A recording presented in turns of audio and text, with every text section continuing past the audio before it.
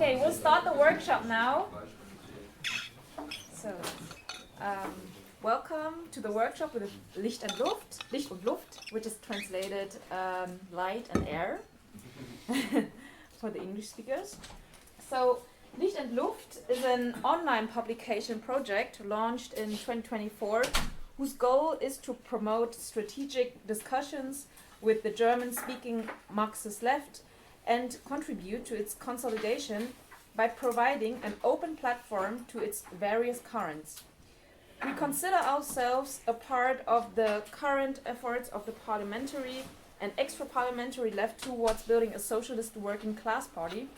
With this goal in mind, our work focuses on discussion and critique of the current state of the left, as well as inquiry into the history of the international communist movement, both of which we take as points of departure to actualize and refine the historical political strategy of Marxism. In this spirit, this workshop is dedicated to presenting our current work and goals and discussing the present state of the left, as well as the possibilities of devising a contemporary strategy of independent working class political action. So, Lucien and Clemens will talk about it today, and we'll start with an input and then we'll go to the discussion. Thank you very much for the introduction. It's basically the first page of my presentation, so I will spare you that and go directly into the material maybe. Thanks also for Platypus, to Platypus for having us today. We're really happy to have this opportunity to present our project, but also discuss questions that we're working on or have been working on in the last few months and years. Speak up a little bit. I'm going to skip this the introduction that I wanted to make. That said, the goal of this presentation and the discussion is to present our work, and then instead of just opening to questions, we thought that we would ask maybe questions into the room and start the discussion that way. So I'm going to start with who we are precisely and where we come from in the left. Almost all members of the current team behind Licht und Luft participated in a discussion group which took place from 2022 to 2024 and brought together people from various currents as well as traditions of the left and radical left. We were concerned primarily with strategic matters after a debate on the issue of organization which took place on the left communist online magazine Kommunaut, a German-speaking magazine, which comrades of us started with articles. Most members of this discussion groups therefore came from a left communist tradition, while others came from post-autonomous and a few from Marxist-Leninist organizations. What brought us together was a frustration or dissatisfaction with our respective currents and the general state of the radical left, and this concerned first and foremost issues of organization and strategy. We all felt that our organizations or political currents lacked clear strategies or even strategies in general, as well as programs in the sense of a plan or at least consciousness regarding necessary measures and steps that need to be taken and aimed for in order to make the abolition of existing conditions even possible or thinkable.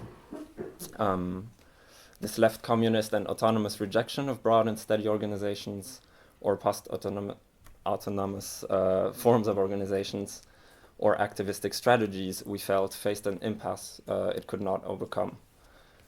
So we discussed possibilities of moving towards the building of larger organizations based on a clear communist program and strategy and how this should look like or could look like today.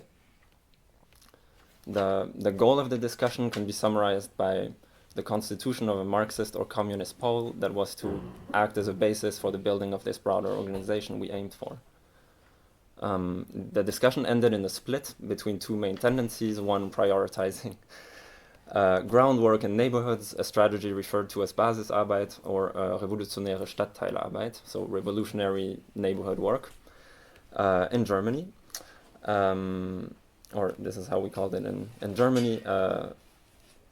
while the other group prioritized party building and the consolidation of a Marxist left around a common political strategy, which is the group out of which Licht und Luft emerged.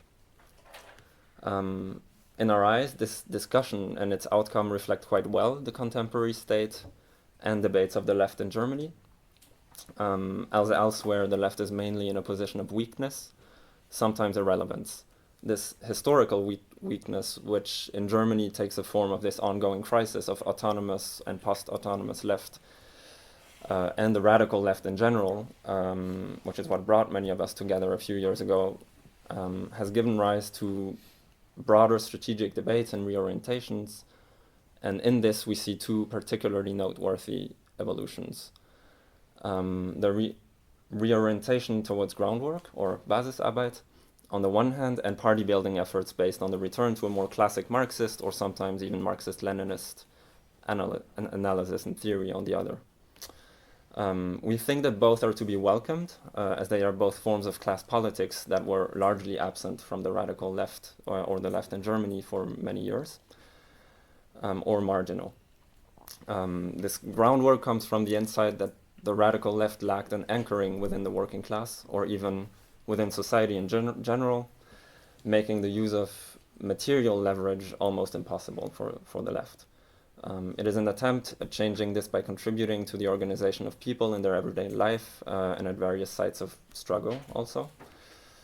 And even in this very grassroots approach, many comrades have realized that some type of larger organization which can bring these efforts, these projects together is necessary, maybe even an explicitly political organization to represent them.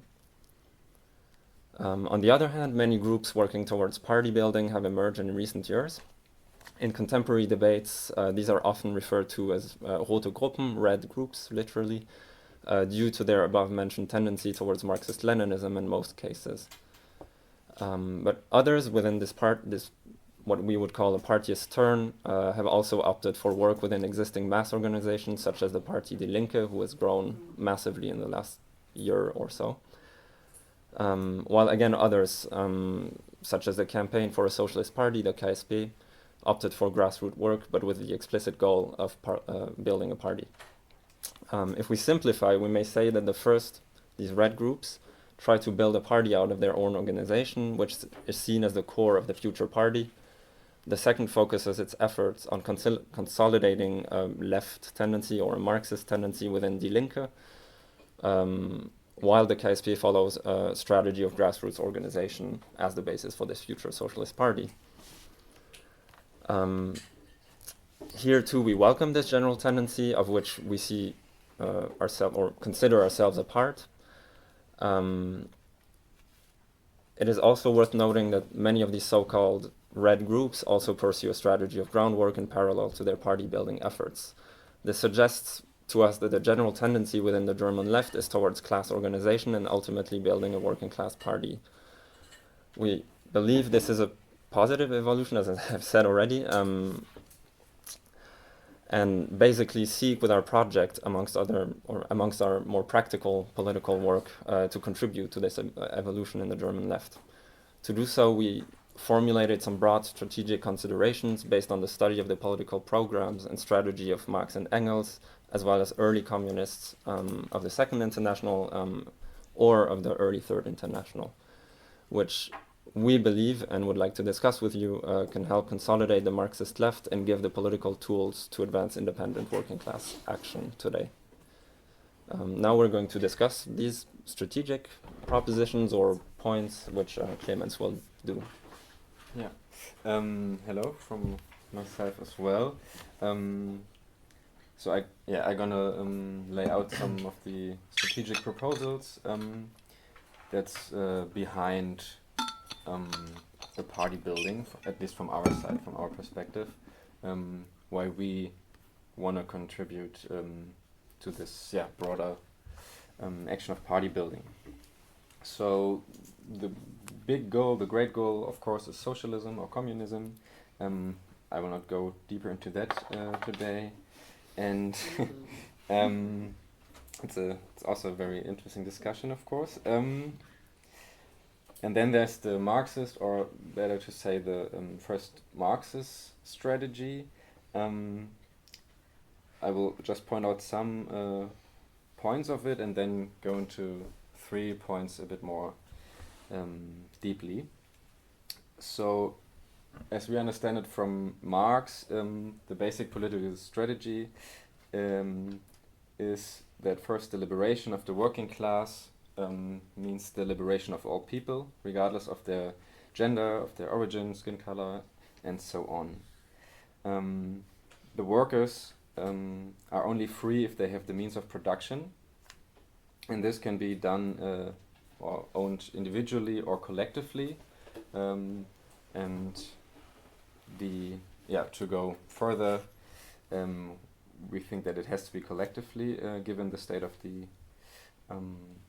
society. And the collective appropriation of the means of production by the working class succeeds only through the revolutionary action of the proletariat, organized in an independent political party. And that organization must be built with all means available to the proletariat. Already said, the party must be independent of the bourgeois state. And last point, the proletariat is an international class, and the workers' movement is also an international movement. So these basic points, this are the strategic foundation, in our opinion, of Marx. And of course that has been further developed and differentiated and changed over time in different places and different contexts. From my own perspective, as Paul mentioned a little bit, Lucien mentioned a little bit, I had to realize at some point that in the many years of my political activity and organization, that I and the organizations I've been in have not really pursued a real strategy. That was quite baffling at some point to me. And that many left-wing organizations, at least in Germany here, either do not pursue a strategy at all or don't have a, at least for me, convincing strategy. So many organizations, of course, do have activities, they have actions, tactics, they do stuff basically, and which is not bad, but the strategy is more just take these actions and do it more and more, get bigger and bigger, get better and better, and then, for my, at least in my opinion, there's a gap, and these actions can be good, and they mostly are good in organizing, and but the question is when and how will that turn into socialism? How do we get to our goal from these activities? And will there be a big bang? Will there be a big general strike, and then or an armed fight, and then there's councils, workers' councils, all of a sudden, or like emerging from that fight? Or, of course, will we do reforms through parliament until we have socialism? Those are, I think, the strategies or that we find from many political groups here. And against that, we would propose a political strategy, and therefore want to have a discussion about political strategy. So now, to get a little bit deeper, there are 3 central points for myself that influenced me a lot, or that I thought about a lot and discussed with my comrades. Those points are: first, the political party; second, the merge of the workers' movement and socialism; and third, the achievement of political power based on a program, on a minimum maximum program. You probably realize this is nothing new. We don't invent a new wheel here or something. This is pretty basic, but we think it's lost. It was lost for the left for many years or decades. Okay, the first point for the political party. So workers have no means of production, as we all know. They are in that regard a possessionless and exploited class, and their strength lies in the fact that they work, they produce, and they make up the vast majority of our society. They have no economic means of power, and they are brought together through the production process. So their only option to gain power, to achieve their goals, is to organize themselves. Of course, there can be spontaneous uprisings, and they are, but I would say they can only act uniformly and democratically through organizations.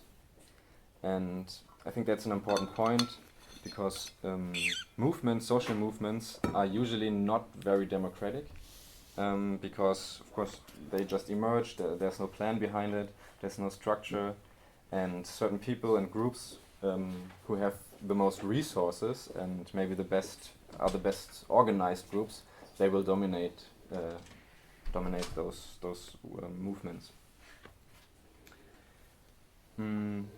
The classic organizations of the workers' movement are trade unions and parties and cooperatives, which we don't have really much, I think, in Germany right now, at least not in a relevant way. And the trade unions or organizations like that represent particular interests of segments of the working class. So, in our opinion, the political party is there to represent the interests of the entire working class, and it needs to be the general expression of the organized proletariat, of the revolutionary proletariat. And for this party, I think, must be independent of the bourgeois state. That means that it's not dependent on its support, on the money from the state, and it's not dependent on the support of capitalists. So we advocate for an independent, democratic, communist or socialist mass workers' party, and for a more catchy name for that, maybe. Okay, that's the first point, the political party. The second point, because of the class relations we have, there will always be labor disputes, and there will always be class struggle, and organizations that represent the direct interests of the workers in these struggles, like trade unions. And these organizations today, at least in Germany, are predominantly corporatist, so they do not want to overcome the capitalist mode of production. They want to be like co-management, right, with the employers. Nevertheless, if we like it or not, this is the state of the labor movement right now. And I would say, instead of building new tons of small organizations that are ideologically better, we would argue in favor of a merge of this existing workers' movement and socialism, meaning the existing socialist left. Of course, that does not mean that new organizations cannot make sense here and there. We have to experiment with that, and as already mentioned, there's efforts for that, and we welcome those.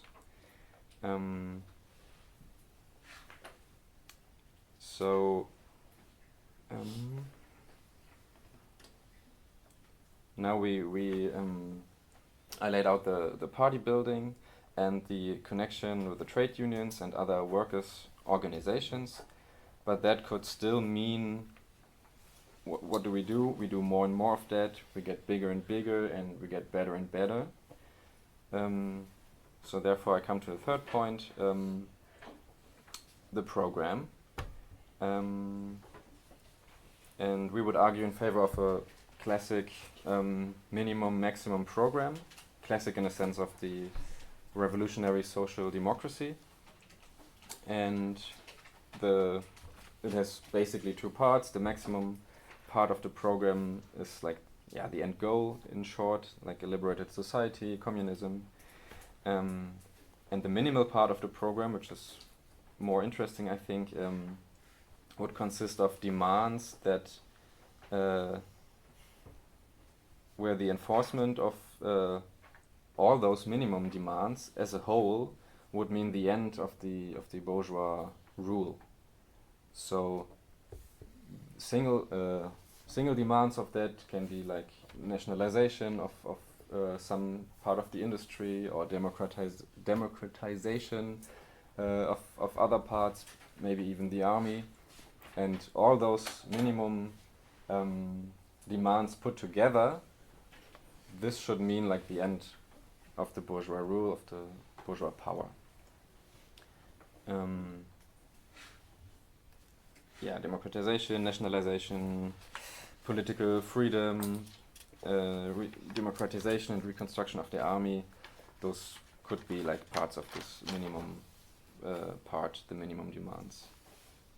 And with this, I would say we have a way to socialism that is shown in concrete measures. And to me, I think that was the most appealing part, that we can lay out a path which of course can be changed in the course of actions and stuff, but I think it helps a lot to have this vision and not be like, get bigger and bigger, and at some point there's councils magically. For that, we need to seek the assumption of political power. I think that should be the goal of a communist or socialist party. And elections would serve as a measure of strength. So the party should be in the parliament, but it shouldn't be like the main focus. It needs to build workers' power and be present in industry and neighborhoods. But we would still need to use the parliament as a platform, and the elections as a means to measure the strength of the party, of the movement.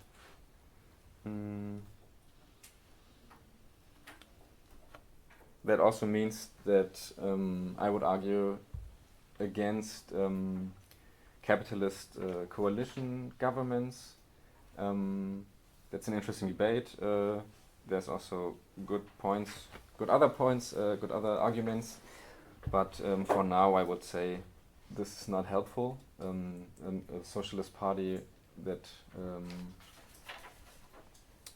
like does the dirty work of the capitalist society, I don't know, evictions and I don't know. You know what I mean, I guess. That doesn't contribute to the what the party is seen, what the party stands for. So if the party wants to convincingly stand for socialism, I think it shouldn't participate in the horrors of capitalism. And of course the strength of the party comes from the strength of the organized workers. So it's not just that the party would need the votes and that's it, but it needs to be big, and it needs to be in contact with unions and workers' strikes and movements. And that's again opposed to capitalist parties. We don't have like big donors, we don't have parts of capital behind us, so we only have the mass organization. What does that mean for day-to-day politics? We could orient that by this program, by these demands, and ask ourselves what helps the working class, what gives more freedom to workers, more opportunities to organize better, and also what improves their lives, because that also means they can organize better. And those could be the questions when we want to evaluate reforms or measures, political measures.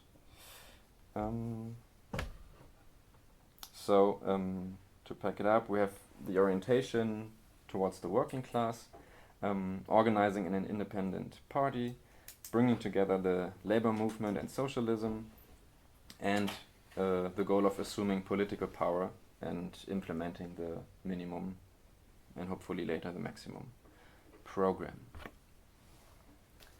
Okay, this would be the basic strategic outline for now. And now for our last part we will go to into our practical work, or what we actually do with this from our point of view. And I will start and then I give it up. So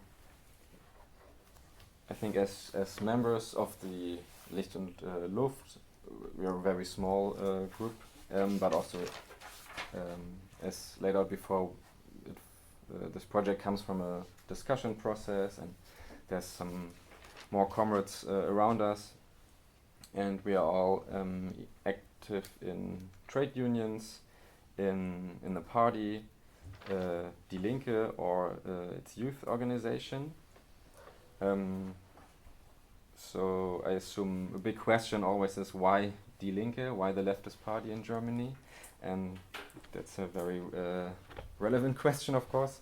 And I would say that the broad left is weak in Germany, but it does exist. It's not like there's no leftist organizations. So the left party also exists, and we just do not live in times before those organizations.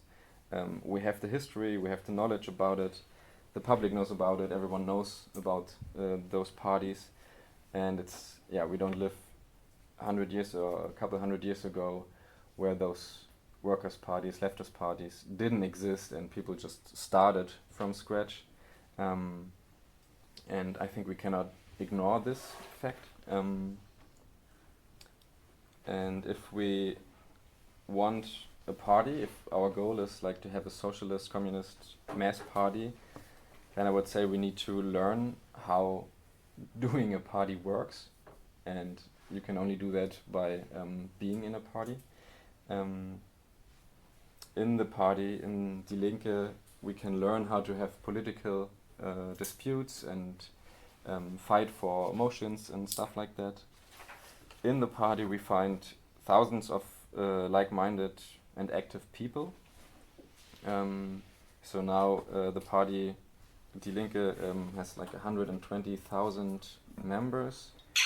That's 120,000 people we can reach that will read what not everyone reads, of course, everything inside of the party, but still it's one organization, and if you can get motions to the top, then people will recognize that, people will notice that. And in the party we can use resources. As you can imagine, there's a lot of resources, and I think it would be unwise not to do so, because in total the left is not so big and not so strong, and I think we cannot just leave that aside to use those. The party, the Die Linke is known, it's in the parliament, it's in the media, so it has outreach and attracts people that are turning to the left. To me that's also an important point. Like, when people start becoming leftists, they usually don't go to like small communist groupings, but the first thing they know is probably Die Linke or other big organizations. And if you're in the countryside, for instance, usually those small communist groups don't even exist. So it's the only organization they can turn to.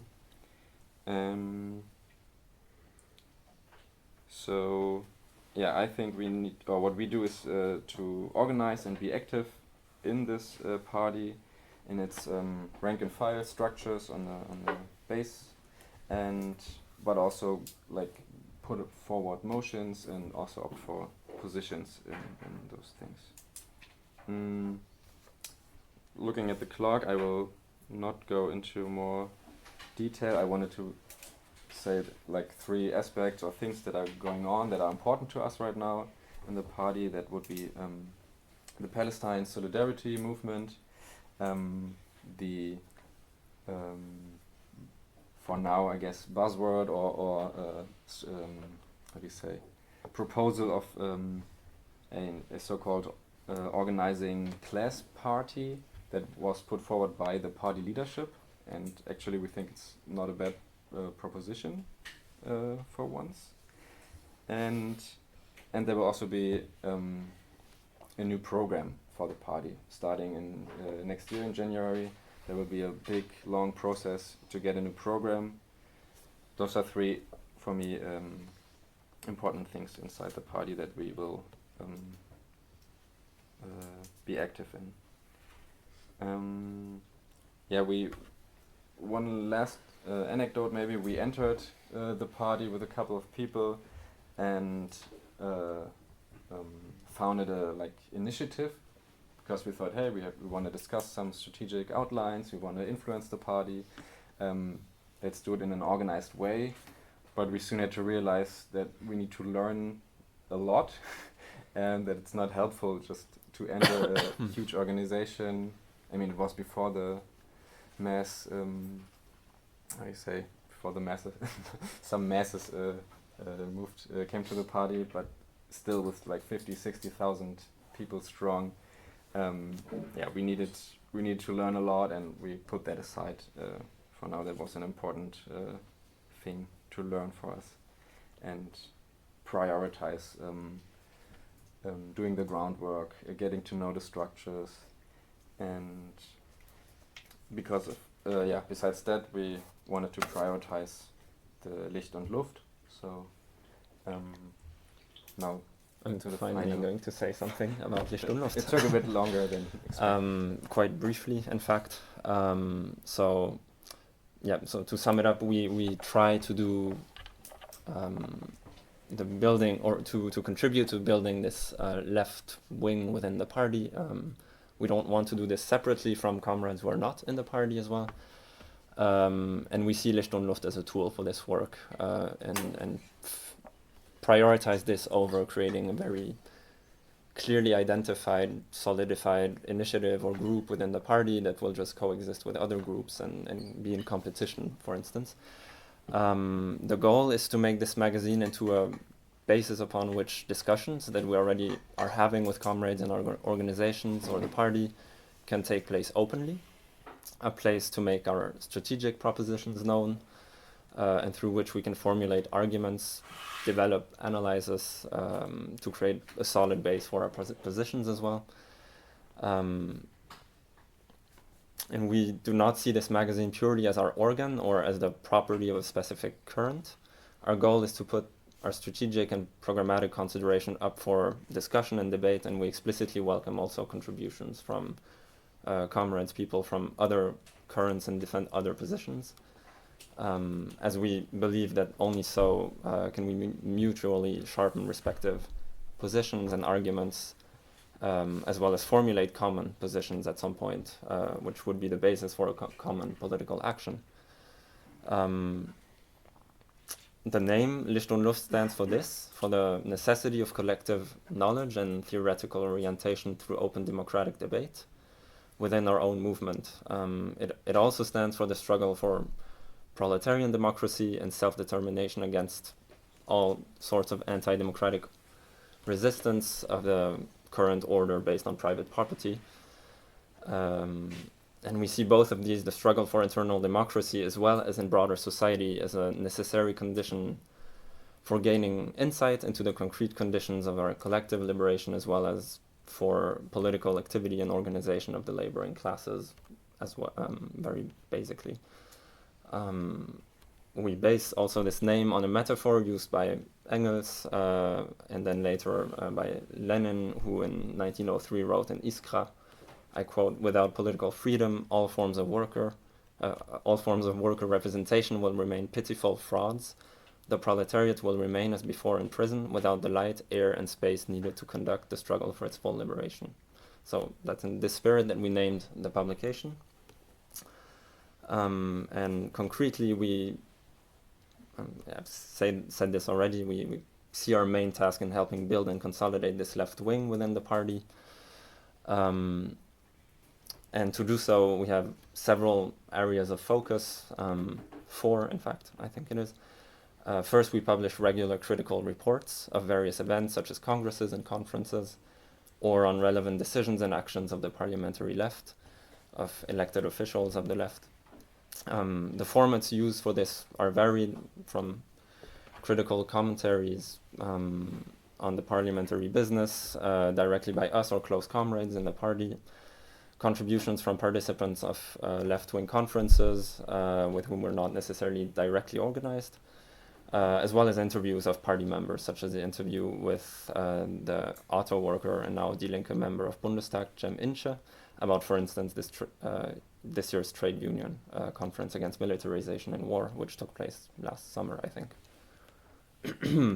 We think these formats are necessary to gain insights on what actually is happening on the left, what has potential and what is limiting for the movement, what are current key debates in which we must intervene, and this ongoing detailed criticism of parliamentary business and everyday life within the higher spheres of politics, so to say, is also a way to promote internal democracy and control of elected officials and functionaries through the basis, something that is extremely far from being the case today in Die Linke.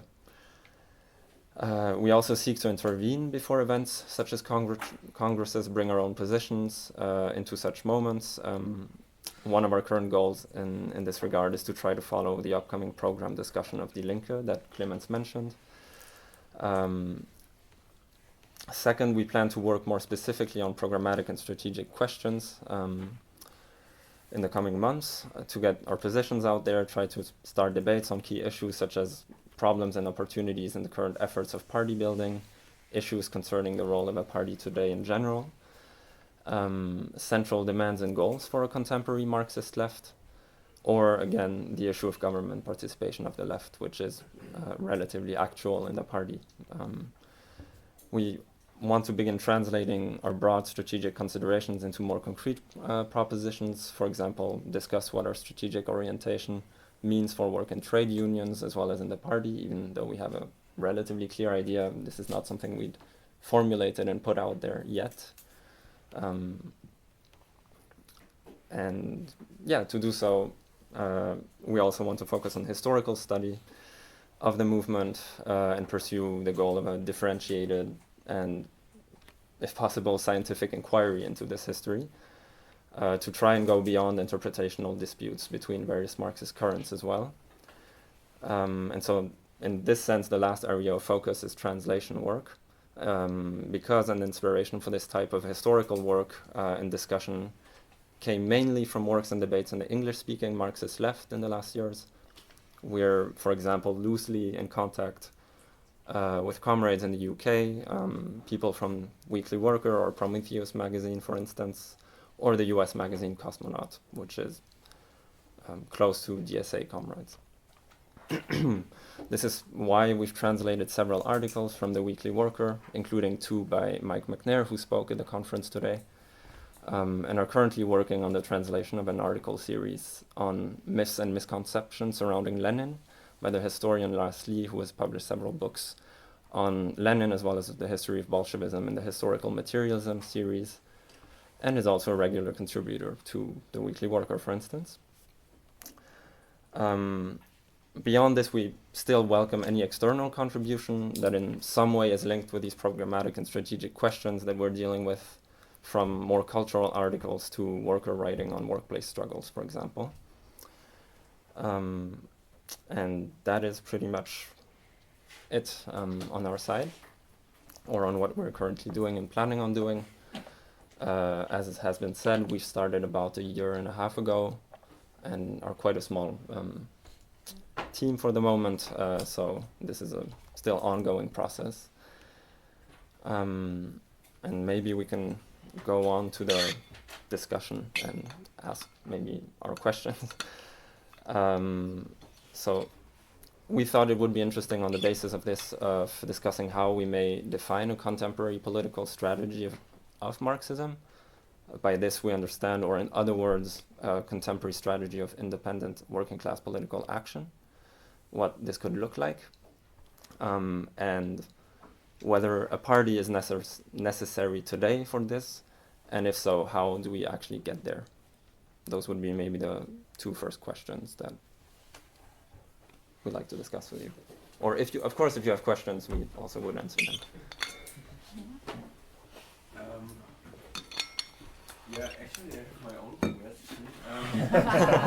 But I'm also curious about it because you're presenting your project, so I'm very surprised that you're asking us, because I feel like you have a project and you want to do something, and so because these are actually questions I would have loved to have answered myself, because I feel like when there's a new project, there's always the question of the many attempts during the last, I don't know, 100 years to further the revolutionary cause that haven't brought us very far.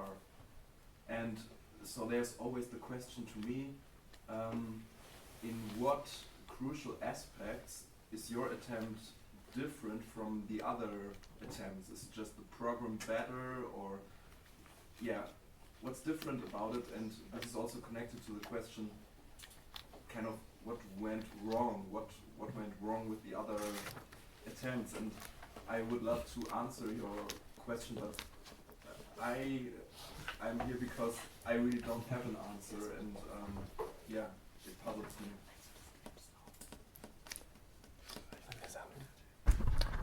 Should we take a few questions and then answer? No? Okay. You can answer directly. Okay. So if I boil it down, the question is, what is different about us? And the second question was, what was the second question? was why should there be something different about you? Because you know, what was wrong before with other projects? Right. What was wrong with other projects?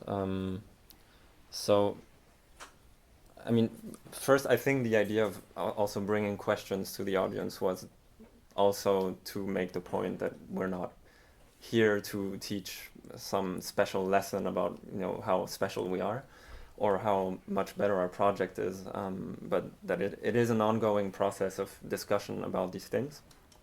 Even within our small group, I don't think there's a complete clarity or unity in these points. So maybe just about that. Still, of course, we do this because we do believe that it has a point that is not necessarily being addressed by other organizations. But I mean, that's open to discussion, of course. Well, like what? Because you've begun the presentation. Sorry, because my question was very similar. I think this is close enough. Okay, because my question was very similar to Noah, which is, what is your theory of failure of the past century, but also the past 20 years? Because I think 20 years ago when Die Linke was set up, they also would have had the same contentions, right? You know, we've come out of the 20th century into the 21st, and the left is not here. And Die Linke has its own history of attempting to rebuild the left, which failed.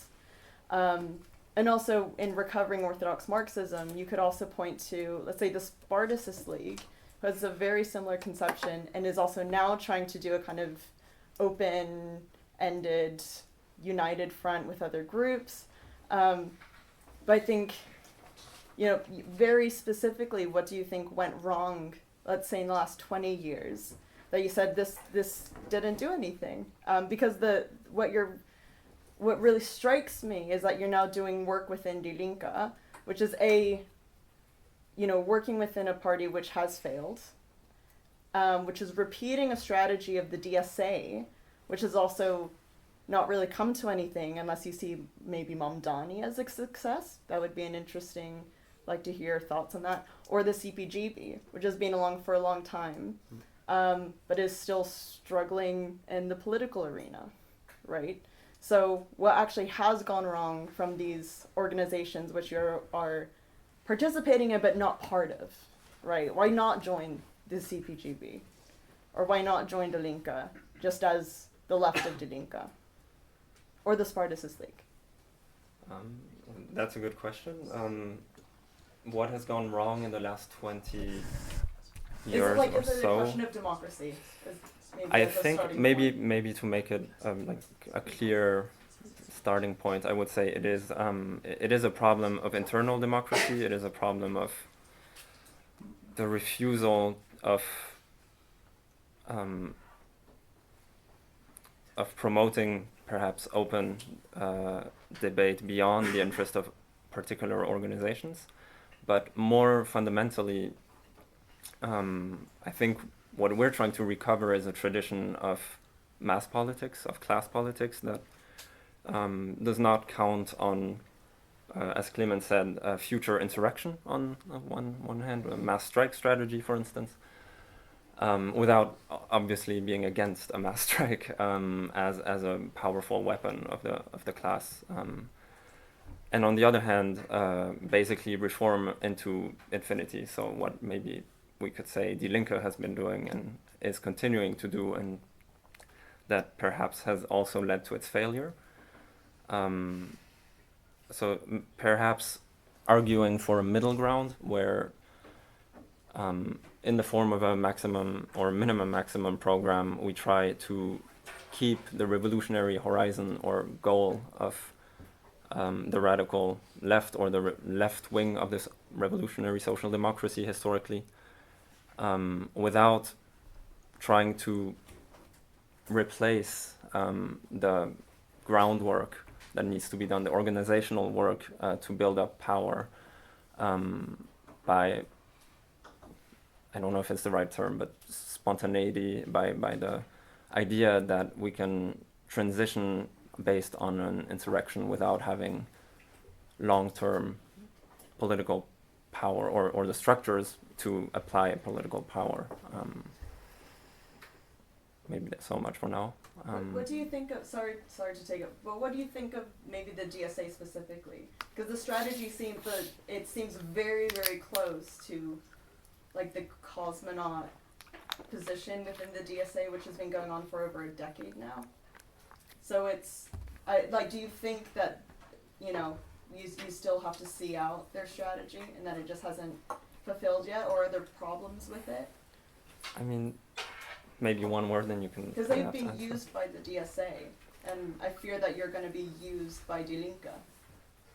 That is a good point. I think in terms of how we perceive Die Linke, we would perhaps say that the state in which DSA is would be something we could wish for Die Linke, in the sense that there's identified positions that exist and are in debate with also clearly organized factions who also come together in the left of the DSA to work, something that doesn't exist in Die Linke. We're at a point where we do not even have real expression of a left wing within Die Linke, there are factions, but they don't seem to work much together either. But what does this have to do with the working class? Well, what do you mean, in the sense of organizing the working class, being present in the working class? Yeah. Well, I think the point would be to say, as we said, we're all also active in trade unions. This is not the only thing we do, right? But we believe that we need to work towards a certain size, a certain organizational power and culture as well, where we can then organize meaningful groundwork as well within, be it workplace, factories, neighborhoods.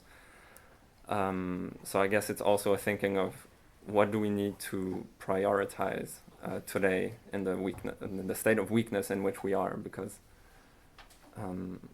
as much as I personally also appreciate groundwork, left communist organizing directly in the workplace, I feel like if we look at the Comrades of Angry Workers, for instance, the real issue they keep on facing is that they're a very, very small group that will put a lot of energy in very specific struggles, and I think that's, of course, honorable and extremely important to do, but I don't see how you can go past perhaps these like localized experiences which we need, but we also need to think about a structure that can maybe bring them together. That would be maybe my spontaneous answer to this. Yeah, Sorry. just maybe a few additions. So first of all, I think when we talk about Licht und Luft, it's an online magazine. It wants to be a platform. So it's not a political party, it's not a political organization, and we want to have those discussions. Like we have something, we put something forward, we write articles about it, but we're not completely locked in on that. We need to experience stuff on the ground. We need to experience stuff from praxis, and we want to debate that. But we thought just telling you that is not a nice input because that would have been very short. So we wanted to put forward our current strategical opinions. And I think the fight against reformism and opportunism is ongoing and probably ever ongoing inside as long as we have capitalism.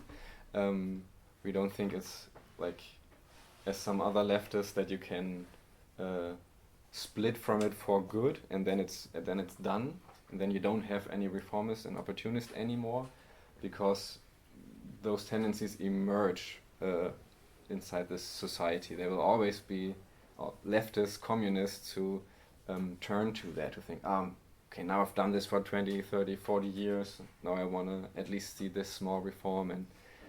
And so this fight against this is ongoing, I would say, and we need to just deal with that. So that's also a fight in Die Linke, I'd say. But for me, Die Linke just has potential, even, and it's not. So there are like maybe two options: either we achieve or succeed to transform it with other comrades in a way we like. But even if not, then we did the work there, we did make experience there, we organized there, we organized more comrades around it. So even if we fail to transform Die Linke, to me it's still valuable to do this work inside Die Linke. Because we will get more people, we will organize more people around it. And inside Die Linke the reformists are strong, they lead the party, but there's thousands of Marxists there's thousands of socialists, communists. I don't want to cast them away. And then if there would be a new project, I want to, at some point maybe, I want to take them with me. So that's why for me it makes sense right now to organize in Die Linke, even if we should fail. Maybe that's for that. And for the independent groundwork, I think we said it in the beginning that in Germany there was like you had the autonomous, post-autonomous left, and then there was major groups doing this groundwork, doing this neighborhood work, and they also like came to I don't know, they reached a point where they couldn't go further. And there was like, then they put forward papers saying, oh, maybe we need a bigger organization for us. Maybe we need even a political organization. And sure, we don't know the what's going to win for us, but we can see that those work comes to an end and comes to a certain point. And the work inside the Reformist Party as well. But we try to navigate through that, bring it together, I don't know, have a debate about it and see where it leads us. Yeah. Okay, let's take the next question. Thank you. You seemed to be, or I understood you to be quite in favor of the turn of the current leadership of Die Linke towards a more explicit class politics, class combat party, class struggle party. I wanted you to ask what that means for you, how you understand them. Is that a matter of people you want to attract? Is that a matter of electoral strategy? Is that a matter of economic policy? What does that mean? And or is it a matter of politics, independence of the state?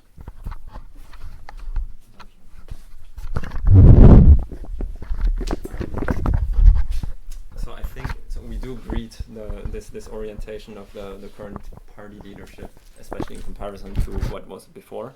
We think that perhaps in a way we may look at it as some sort of center between what we represent within the party, or I mean more openly communist socialist forces in the party, and the openly reformist side. And we do, in the way we understand this, I think it's still very open how they understand it. For us, it's not necessarily an electoral question, but much more one of rerouting the party, or I don't know if rerouting is the right term, but at least rooting the party into, let's say, the working class. So in labor or workplaces, for instance, so turn back to a politics of organization on the workplace. Much closer collaboration with trade unions and with, especially with trade unionists who are sympathetical to us. I mean, there's also a lot of overlap, obviously. So it would mean orienting our efforts as a party towards organizing the locally organized workers who may or may not be in the party. But I mean, that's not new to Die Linke, right? Die Linke was found one of the fractions of Die Linke, right? In the founding moment was a labor union organization. Of course, but I would argue that we have not seen much of that. I mean, there's always a lot of active unionists in the party and people doing the work on the ground. It has never become or at least is not currently, a general strategy of reorientation or reorienting the party towards this work. So I do think there needs to be a lot needs to be done in that direction. So I would say it's more this than an electoral strategy of saying we want to be the party of the people below or something. It goes further than that. It's more of a groundwork orientation, or at least this is what I would advocate for. Maybe some experience now what we do here in Leipzig, for instance. So inside Die Linke we have a Marxist, or we come together monthly as Marxists in the party, and we welcome this turn to class politics, at least on paper for now. And now it needs to be specified, right? It needs to be filled with life somehow. So what we put also forward a motion about that, and what we're starting to do now is we will do a question, or we'll find out what party members in Leipzig are, where do they work, who's in important workplaces and positions, and then so first we need to find out who that is, and then we would argue or work towards strengthening those comrades inside workplaces, inside unions, in important positions, and focus the class politics around those people, put forward those people, because so far Die Linke could not or did not replace the SPD, right? The Social Democrats. They're still strong. They're still the major party connected to the unions, and I think we need to break that. We need to get in there, and that would be right now our next approach: how to put forward workers' politics inside Die Linke, and we're also in connection with the national leadership about that, and we will try to be like an example for Germany. We have 20 more minutes, so please try to focus your questions and answers.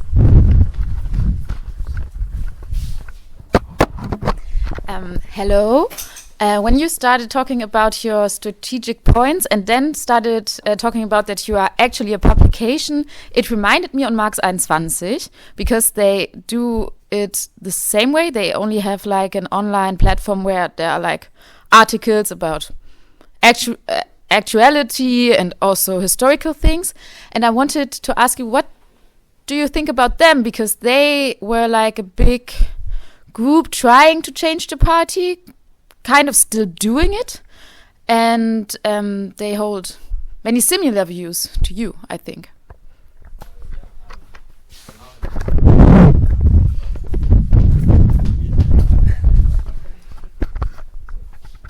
So I'm not an expert on Marx 21.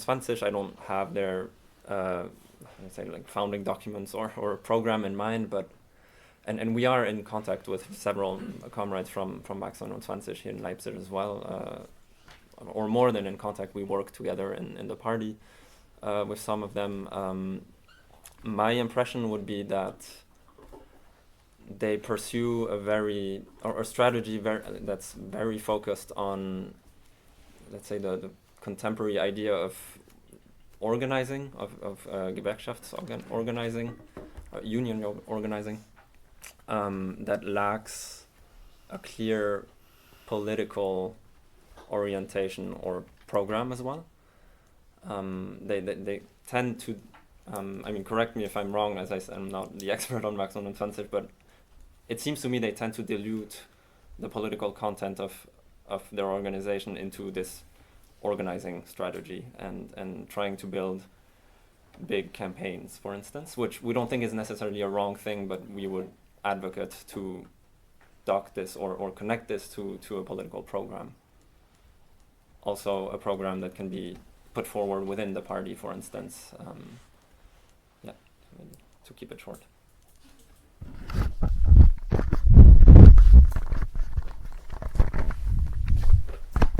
Hello. I also got to know the Linkspartei as like this huge party that recollects different kinds of leftist currents that you can intervene in if you're like more radical. And through Platypus, I have learned actually about Mike McNair's criticism during the time that the Linkspartei formed, that there were also Marxist, Trotskyist groups who via WASG tried to do something similar to what you're saying. And we had Thies Gleis, for example, on a panel who is part of Gruppe Arbeitermacht, who was a founding member of WASG, and he was saying things like the Rosa Luxemburg Foundation is a place where young academics can get jobs and develop ideas that can help the left party. And I would really appreciate if Mike McNair could say something and unpack the story, because it's really nice to have him here. But I just wanted to ask, with your emphasis on the living experience, that's interesting, but what kind of value does the already existing living experience have for you, like during this founding moment of the Linkspartei, and like how with the critique of Mike McNair, the bureaucracy, like the right-wing bureaucracy, pushed that more radical wing down? I mean, I would agree with this point. This is what we...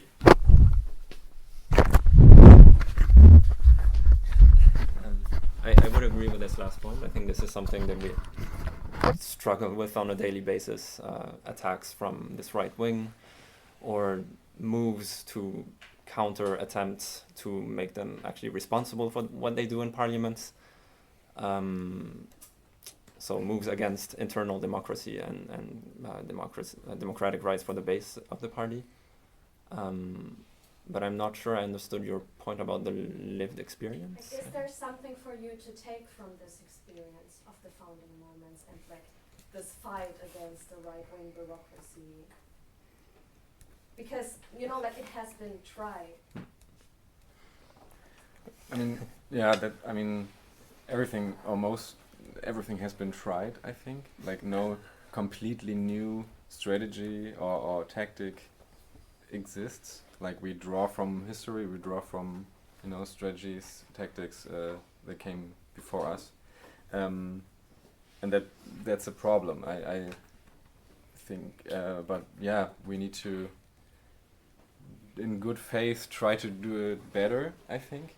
That's not a great answer, of course, but like as I said, the groundwork was also tried and done and excessively, and they also, all those strategies so far didn't succeed, like, or at least completely. So I think no wait. I'd have a point. If you Yeah.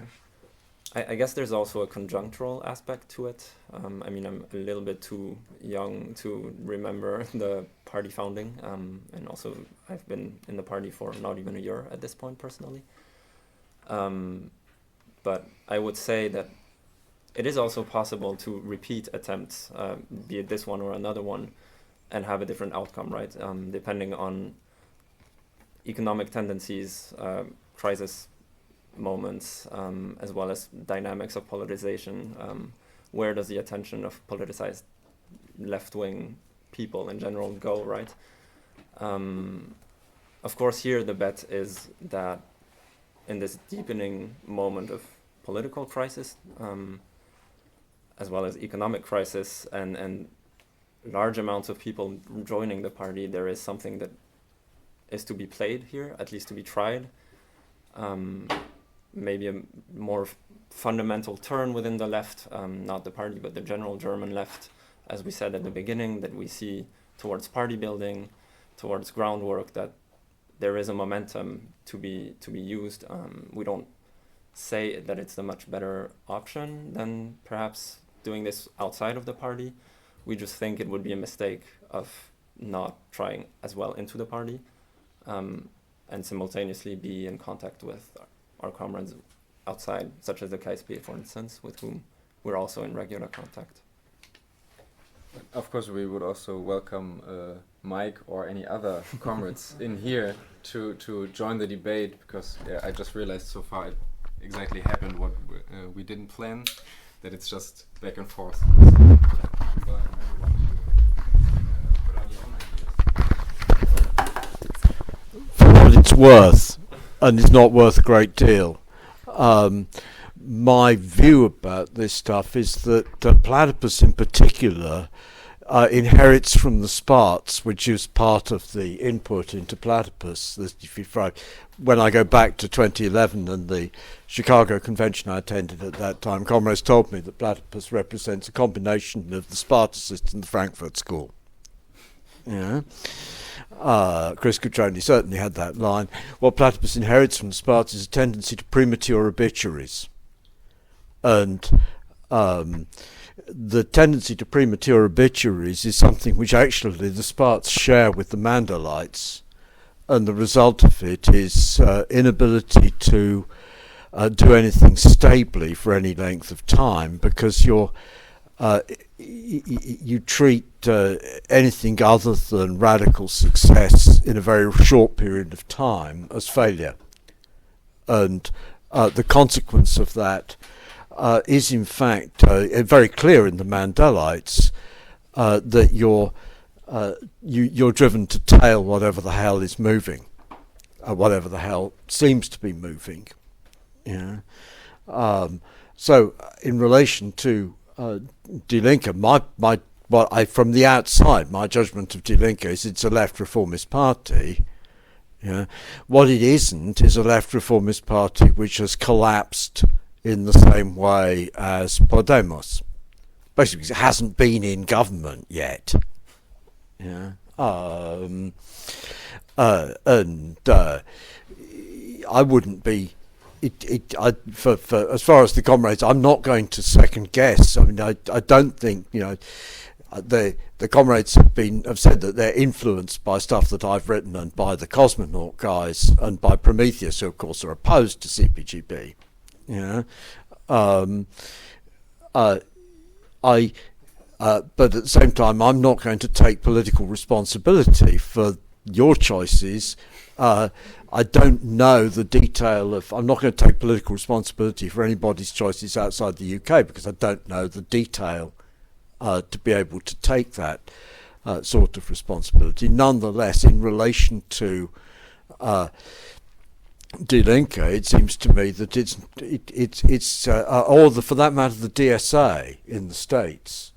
You know, I think it's premature to say that the left has to start something completely new vis-à-vis the DSA or vis-à-vis Die Linke, because these organisations may be, quote, dead from the point of view of world revolution in the way in which Trotsky characterised the Communist parties, but I'm sorry, actually Trotsky's characterisation of the Communist parties as dead for the purposes of world revolution was already premature obituary of what the significance of the Communist parties in the workers' movement was, and the attempt of the Trotskyists to go round the Communist parties in the 1930s, first through the Socialist Party and then through open party building, turned out to be a total failure. So in that sense, I'm not going to say the right thing to do is for comrades to do what they're doing. I'm going to say, however, I think that the argument against doing it on the basis that Die Linke is dead is as things now stand, a lousy argument. You know, and the same with How do you think it's viable? It clearly is viable. It's existing as a substantial minority left reformist party. In the same way, you know, the old minority Communist Party was a viable, substantial minority party. The question is, what's going to happen to it in the future? And if you say that it's no use doing any of these things, then the reality is actually you're saying all we can do is contemplative work. Yeah? Because the reality is, the comrade said, I think must be correctly, the German working class movement and the trade union movement is dominated by the SPD. Yeah? Correct. Yeah. With the left is, in terms of numerical presence, dominated by Die Linke. In the United States, the trade union movement is utterly hooked into the Democratic Party. The left is dominated by the DSA, in spite of the fact DSA is also hooked into the Democratic Party. Efforts to build a Labour Party based on the trade unions has been attempted and failed, and in reality, actually, if you built a Labour Party based on the trade unions in the United States, it would be well to the right of the British Labour Party, because that's the nature of Labour parties based on the trade unions. Did you want to intervene with your article during the time that Die Linke formed? We did write, not just me actually, it was mainly Tina Becker was writing about Die Linke at the time of its formation. Yeah. And so we've written a whole load of stuff about Die Linke. So we were trying to intervene politically, you know, but that's not the same thing as giving tactical direction. We are not, CPGB, we deliberately don't try and set up a democratic centralist international organisation on the model of the International Communist League or the League for the Fifth International, or etc., etc., etc. What comrades do with are influenced partly by our ideas, and what they do, how they make with it, is a matter of their creativity. And indeed, actually, even Prometheus, we disagree quite, or the Marxist Unity Caucus people in RS21, we disagree with quite profoundly over the trans question and free speech issues. You know. It's their legitimacy how they choose to try and make some sort of sense of orthodox Marxism / Second International Centre politics. Babelism is a better expression than Kautskyism. Yeah, that's it. Do you want to answer? just to in a sentence or two. Because you asked about the difference with the founding moment of the party, the way the right wing kind of kicked out, or at least kept the left wing down. I mean, I cannot talk for what comrades did back then. I don't know what their programmatic direction was, but I think that today the point is to attack directly this, not to say, oh, we want to participate, and I mean, of course we want to participate as legitimate and full members of the party, but our goal is to make a point about the way the organization is organized, about how there is this kind of authoritarian rule, let's say, of the higher hierarchies in the party, and that we do not even have the structures. So we don't hope to just shape them in the next weeks or months as part of the process. We're trying to bring people together who want to strengthen this voice in the base of the party, on the left of the party. And I mean, Licht und Luft is maybe the tool to do so, because we do think that there's not an equivalent, or there's not a lot of similar debates as the ones you might see in Cosmonaut, for instance. We don't want to be a German Cosmonaut necessarily, that's not the point either, but we want to strengthen democratic tendencies within the movement and oppositional tendencies as well. Maybe, yeah. Okay, let's take one last question.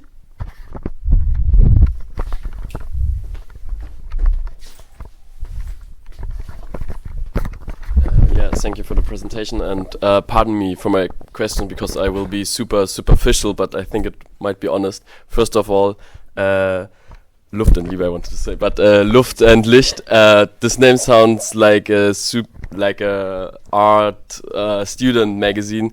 Are you making sure, I mean, we had the question already, but how are you making sure, or are you actually seeing that you are getting in touch with the working class, or what, or the, yeah, whatever you want to get in touch with? And the second one,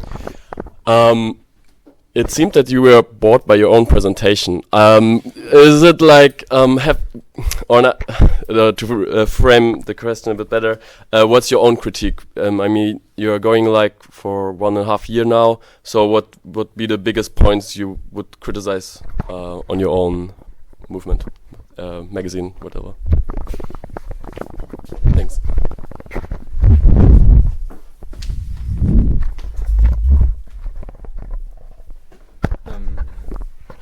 So maybe for the first part, yeah, the name.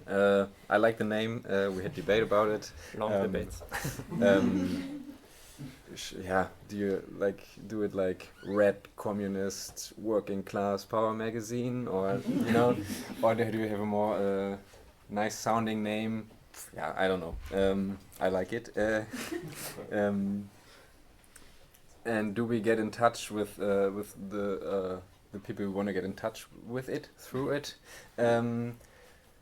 We're still very small. We're still like we none of us had done this before, so we're learning by doing. But like one example, maybe the youth organization close to Die Linke.